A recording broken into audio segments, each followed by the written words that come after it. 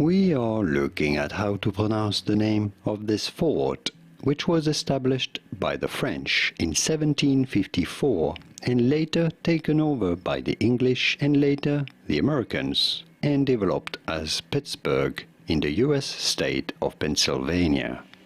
How do you go about pronouncing it? In French, which is the origin of the word, this is normally pronounced as Fort Duquesne. Fort Duquesne is how we would say it in French. However, in English or American English, this is normally pronounced as Fort Duquesne. Fort Duquesne. Here are more videos on how to pronounce the names of more cities and famous places all around the United States. I'll see you there to learn more.